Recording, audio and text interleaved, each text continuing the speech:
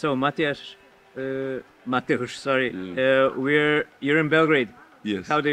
What's your first impressions about the city? You're now with the national team. Yeah, it's very hot. That's the first. Like we talk, it's very hot. Last 2 days, we came 2 days ago, so we didn't have opportunity yet to go around and walk around. And during the EuroLeague games, you also don't have that opportunity, to walk around. So today we have only one practice, and for sure afternoon, me and my friends will be walking and checking out the city center just to see where I'm coming. Yeah, tell me, you had a busy summer signing with Partizan, now playing for the Polish national team. How do you feel?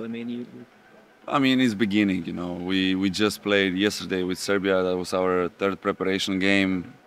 For me, it was the first full game, let's say, on the maximum intensity, and you can see that we are searching for the rhythm yet still. Because we started on 13, so we still have those like nine days to prepare everything what we want to see, how we want to do on the court. So slowly, just to get to the rhythm and to be ready on 13th of August and then to join the team. being the game was closed, no fans, no everything. It's kind of a mystery how Serbia looks like. What did you see from them? I think they are solid. They are always good, So they are good. They have a lot of experienced guys. They have multiple NBA players. They have multiple EuroLeague players. So they look really like, as a team, very good. Tell me, talking about national teams, last European Championship, you really had a strong outing. Maybe the main reason you became a EuroLeague player last season, Panathinaikos, everything. Yeah. So I guess it's really important to play for the national team. It can really propel your career. Always, especially in our case when we are a little bit smaller team than, for example, Serbia or other big names in Europe. It's very important to play and to have opportunity to compete against the best players in Europe or even in the world. Because we also play Greece, we play you guys with Jokic, we play Slovenia with Luka and all this stuff. So you have this opportunity. Sometimes it's only once in a lifetime, so you got to take it. And we have a group of guys who are really dedicated and who really wants to come and sacrifice their own time, because it's kind of sacrificing your time with your family, with your friends. And we got those guys who are coming and fighting and trying to be, as active, as efficient as it can be for the team. And last year, it was a Cinderella story for us. We had a great run with the Eurobasket. We had an amazing tournament. Okay, in the end, last two games we were missing energy because we were playing really like short rotation. Yeah. And most of our guys didn't have that much experience in Eurobaskets and the big events, basketball-wise.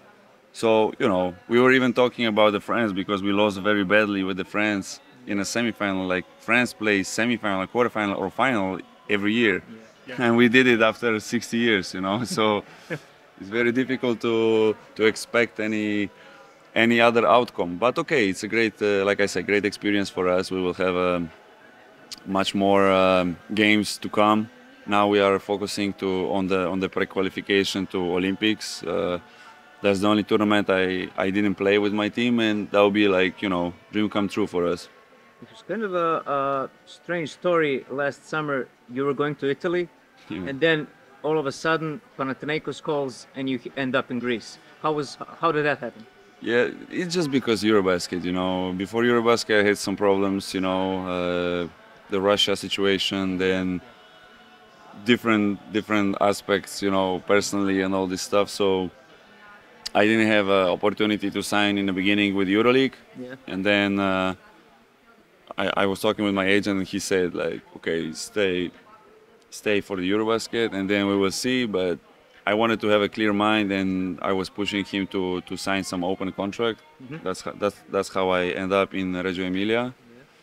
And, because of the Eurobasket, we had a great run, and me personally, I had solid tournament. So Panathinaikos called us. We had also, like, I think 1 or 2 other offers, and we chose Panathinaikos because I knew that, I will be playing there. I will have some playing time, and I can prove that, I still can play in EuroLeague level. So that's what happened. They called us like day before the end of the Eurobasket, and we start fixing and figuring out what we can do, talking with Reggio Emilia, because we have to also be fair to them and to pay a small buyout. And then I just left. I didn't even land in Italy. So And you mentioned the Russia situation. Was it difficult for you personally, being criticized for literally playing basketball? yeah, I was one of the biggest enemies in Poland. Yeah. At that time. People really hated me, my family, threatening us. Talking really like crazy stuff. We got crazy messages. From the stuff, and I was expecting a little bit more from some people from basketball community, but they also, Kept put quiet. they keep putting the gas to the fire. So okay, I was really close to ending up, with the national team and all this stuff. But in the end, I was talking with my wife and my agent, also with people from the national team before Eurobasket, that they need me and they want me and they really appreciate what I did for all those years. So we found out the common solution, and I joined the team, and in the end we were fourth in Eurobasket. So that was like kind of crazy story, really. I was even talking with my friend, like, I'm not that guy to be hyped about something, but the story from last year, for me personally, that could be like a kind of a movie story. Yeah. From the low to the up, and Yeah, it's from crazy. zero to hero, and Yeah. in the beginning from hero to zero, and then again to Again to hero. hero, yeah. So life is crazy, unpredictable, and it's a big lesson for me. Last year, it's a huge lesson that the love and family is the most important, and no matter what, this is the thing. And then Greece. How was Greece? Like, people say Greece and Serbia are kind of similar. Panathinaikos, Olympiacos, then Yeah. Partizan, Red Star, those type of rivalries. And you worked with a coach who is probably the best coach in Red Star history. Yeah, I mean, Olympiacos last year was really good team. They went all the way up to the final of EuroLeague. They were very close to win the EuroLeague final. Something was missing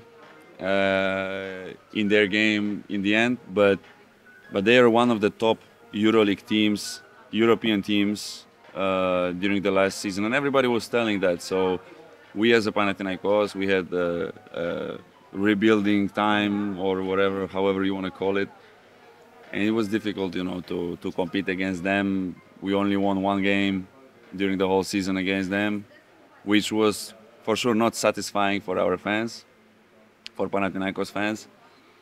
But okay, that was the situation. Now they will probably change a little bit. The dynamics will change. Slukas left, Vezenkov left, so two key guys left, and now Olympiacos will be also a very good team.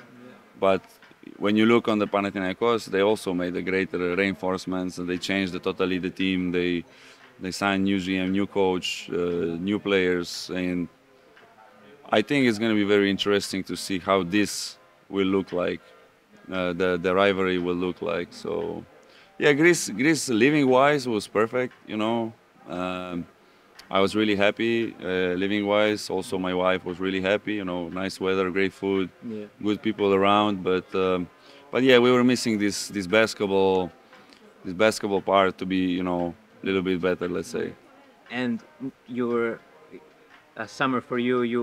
You chose Partizan, but there were reports that you had a lot of offers, including Red Star. How did you choose? What was your mindset coming to choosing Partizan, essentially? My mindset, yeah, I had a couple of offers. I was also talking with Maccabi very strongly, let's say, but I was always dreaming, to be with the coach Jeliko, to see what kind of person on the court, off the court he is personally, because you hear the stories, but it's different when you work with somebody, and it was really big thing for me to have opportunity to learn basketball from him, and that was my main goal. Not the financial part, not the living part, whatever. Just to go and learn still some basketball from from the great mind like Željko. I was also already with Xavi, so now I would like to see, you know, the difference with the coach Obradovic. And also I was talking with Manos Papadopoulos, who was GM of Panathinaikos, and he was saying to me like, you will see how it is, you know, when you have such a great mind, basketball mind as Željko. Yeah, we all see the clips, the intensity, but you can't know if you don't work with him how For sure. the day-to-day stuff. Yeah, for sure. That's what I'm saying. Like, I know coach likes he has a feeling for basketball. He has a great knowledge, and he has, as I see it from the side, I don't know, I can tell you after the season if I was right, but from the side I can see that everything he does, sometimes from the outside maybe it doesn't make sense, but he knows exactly what he's gonna do, and he sees the purpose of his actions. So I want to see this, and I want to see, you know, how he's talking with the players, how he's working with the players, with the coaches, and how he reacts on the court, you know, during the games. That's going to be an amazing experience for me. Did you maybe talk to some guys that are on the team? Yeah. I talk with Bogdan Karajic. Yeah. You worked with him. Yeah, we worked together in Russia, in Loko, so we had a good relationship for the last couple of years. You know, many times we hit each other on the phone. So yeah, he described me a little bit the situation, how it works. You know, what is important to know about the club, the city, the atmosphere around. You know, so it's really exciting and really like impressing the place of Belgrade and both teams' rivalry. So I cannot wait to come and, you know, to start the season. Yeah, you mentioned you want to see who Partizan brings next, or what kind of type of team you will have. Did you actually follow the Mirotic saga? Yeah. The entire Europe was only talking about him. Yeah. And he was this close to Partizan. Yeah, I mean, I don't have social media, so I don't know how it works in these platforms. But I saw some articles about Mirotic coming here or going somewhere else. I think many teams was interested, and this is normal. It's a great player, you know. It's one of the best in EuroLeague, and wherever he goes, it's a big advantage for the team, you know. I don't know exactly what happened that he didn't come here to Partizan. Maybe I will know during the season. But okay, I think he chose Milano. Yeah. Yeah, it's gonna be a lot of players there who has really big potential in offense. Okay, that's his decisions, you know. I don't know him personally, but of course, to have the player like this in your team is always a benefit. It seems like EuroLeague quality is rising constantly, and it seems like this next season will probably be really special. Yeah, I can see that even many NBA players, that they are coming to EuroLeague and they are interested in our let's say basketball style, because EuroLeague and NBA is two different worlds, I would say. So that's nice. That's nice that, you know, big names from NBA are getting into Europe because they want to try themselves. You know, they want to see how it is to play in EuroLeague, and definitely the competitiveness and the level of competition is going up, it's raising, and you know, it's just so good to be part of this project, and you know, it's an honor for me to, you know, to play on the highest European level. Cannot describe it. And what do you expect from yourself personally this next season, and on the team level? Last season Partizan had a really strong season. Yeah, I was watching. We play, I think, last game here. When Partizan already booked the spot in the EuroLeague playoffs, and I remember the atmosphere, the fans that were so hyped. They were so grateful for the whole team. You know, it's gonna be really fun. I believe, you know, from my perspective, I just wanna do everything what is possible for the team to win. I always do that, and. Whatever coach has a plan for me, I will try to, you know, fulfill it, and I will not be, you know, trying to go in front of the row. You know, I know my place. I want to come here. I want to help the team to win, and that's the most important for me. I just want to win. Yeah, and if my colleagues have any questions. coming from a turbulent season in Panathinaikos, you're coming to a team that's going for the Final Four, maybe for a European title. That can be only a motivating thing for a player. Yeah, for sure. You know, I love to be around the players who understand the basketball and the coaches who really like playing a team basketball, and that's what Partizan was all about last year. Of course, you had Kevin, who is amazing scorer. You have Zach, who can also win the game by himself. But in the end of the day, that was like teamwork. You know, everybody was important. Every piece of the puzzle has to complete to be successful. So that's the beauty of our sport. It's not, you know, one-on-one game, and it's not one-on-one situation to force. It's a team sport. So that's what I was searching for, and I know that this team can be like that. It will be like that, knowing the Željko, how he is building the teams. And you know, Panathinaikos was a step for me to stay in EuroLeague, and that was Eurobasket, so it was really late in the season. But now it's a new chapter, and I'm really looking forward to it. You already said that you know your role in the team, but have you spoke with Željko about what he expects from you? What do you expect from the season? And yeah, I talked with the coach. Coach said that although I'm 30 years, I will be 30 right this summer, so it's okay. But he thinks that I still have a space to grow as a player, and we will be working on also on my game to develop it. So I don't know what is exact plan, because probably it will be changing from game to game. But I cannot wait to see, you know, what can I improve and how can I be better player with them, with all the coaching stuff and with Željko. What's your plan on when are you coming to Belgrade after the national team? I think 26th, something like that. 26th, 27th of August, I'll be coming here to stay, and then I think we have.